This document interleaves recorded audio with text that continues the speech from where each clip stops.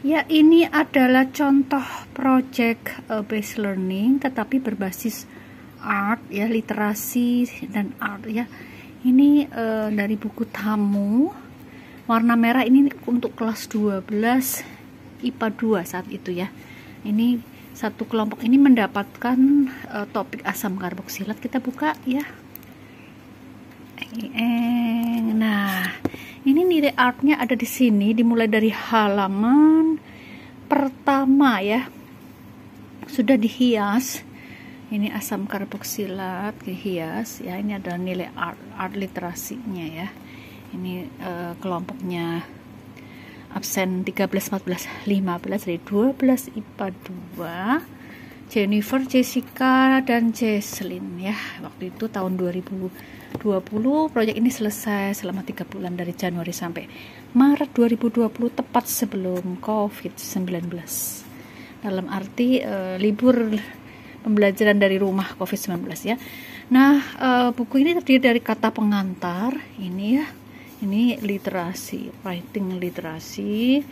Ini selesai di Februari 2020 untuk kelompok ini. Dan daftar isinya adalah ada ini kata pengantar, daftar isi rumus umum gugus fungsi, tata nama, isomer, sifat fisika kimia, manfaat dan aplikasi, serta daftar pustaka, serta dilampiri soal-soal host dan jawabannya. Ya, ini semua karya siswa yang dibimbing.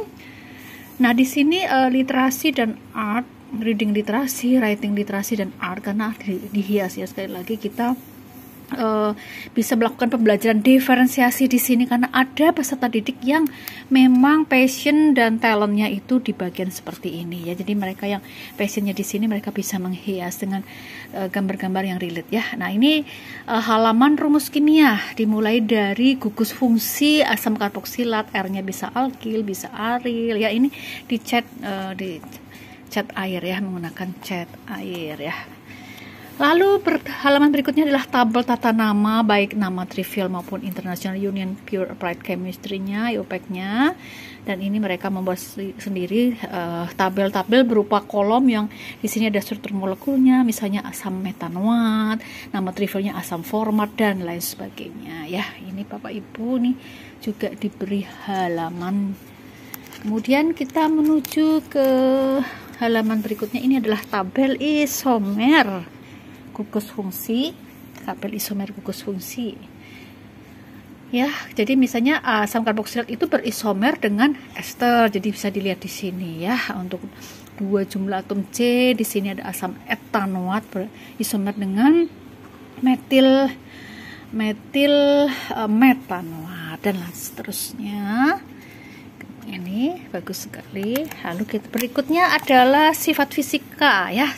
Tabel sifat fisika dipilih pada misalnya titik leleh ya, kemudian titik didih, kelarutan dalam air. Ini ada data-data, ini numerasinya ada di sini ya. Mereka juga bisa mengembangkan ke bentuk histogramnya atau grafiknya. Ini diambil dari data ya resmi yang ada di sumber-sumber referensi yang terpercaya. Jadi ada aspek mereka mencari informasi yang akurat ya. Ini makin bertambahnya jumlah atom C, maka titik leleh, titik didihnya semakin besar, kemudian kelarutannya makin mengecil, kelarutan dalam airnya makin kecil ya. Nah, ini adalah tabel sifat fisika secara umum dibuat ininya ya, sifat umumnya dalam bentuk satu tabel seperti ini ya. Ini ada titik didih, kelarutan, wujud, bau, aroma, daya hantar listrik. Ini juga semuanya dihias. Lalu reaksi sintesis ya, hidrolisis ester dalam suasana asam. Ini salah satu sifat kimia kita bahas pada reaksi kimianya ya. Kebetulan kelompok ini membahas hidrolisis ester, bagaimana sebuah ester dihidrolisis dengan asam akan menghasilkan asam karboksilat dan alkoholnya ya. Kemudian mereka memberi contoh di sini. Jangan lupa ini juga dihias juga ya Bapak Ibu.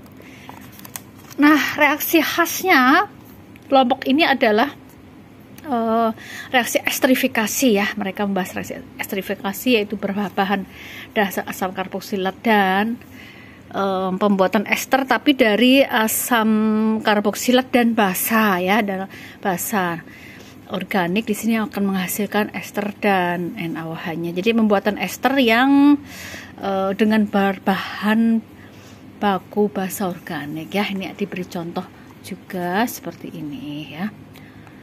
Nah, kemudian ini lanjut ya, struktur molekul asam benzoat ini sebagai salah satu bagian dari manfaat atau aplikasi ya. Jadi asam benzoat mempunyai gugus fungsi asam karboksilat, ini gugus fungsi asam karboksilat aromatik, ini kebetulan diambil asam benzoat yang ternyata dipakai untuk pembuatan pengawet ya yang diizinkan ya.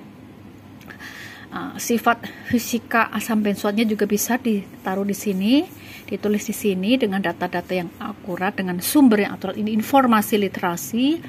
Nah, ini gambarnya ya, kristal. Jadi gambar-gambar yang diadop juga ditulis sumbernya ya Bapak Ibu. Nah, ini dihubungkan dengan asam benzoat juga terdapat dalam haminjon atau kemenyan ya. Ini buku ini pernah saya tulis. Dalam kemenyan atau haminjon juga terdapat asam benzoat. Jadi anak peserta didik meninjau tidak hanya asam benzoat sebagai pengawet yang terdapat dalam mungkin bahan bakunya kristal asam benzoatnya sendiri, tapi juga terdapat dalam bahan alam. Jadi ini tambahan informasinya bisa seperti ini ya. Terus ini kegunaannya ya, dalam bentuk garamnya natrium benzoat sebagai bahan pengawet, dalam apa misalnya kecap, sirup dan lain sebagainya, selai ya. Seperti itu, ini bisa dikembangkan. Kemudian selain turunan asam benzoat juga bisa diulas di sini, misalnya 8-hidroksikuinon benzoat dalam pasta gigi, kemudian bensil benzoat untuk pengusir nyamuk ya, dan lain sebagainya. Nah, ini juga ya Bapak Ibu, dan diakhiri dengan daftar pustaka ya.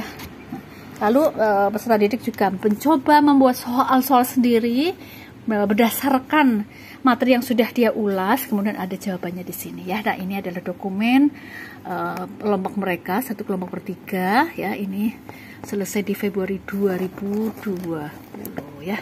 Nah, demikian Bapak Ibu kiranya memberi inspirasi bagaimana membuat sebuah proyek literasi yang sederhana dan hasilnya sangat bermanfaat untuk mengembangkan kreativiti kolaboratif dan kolaborasi mereka, bekerja kelompok, kreativitas dan critical thinking serta problem solving di dalam mencari informasi ya berbasis literasi dan numerasi atau angka-angka ya.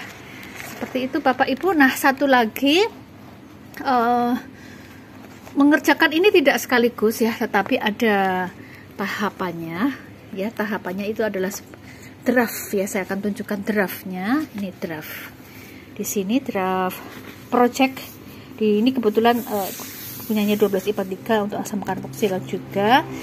Jadi mereka sebelum membuat di buku yang tadi saya tunjukkan, mereka ada draftnya.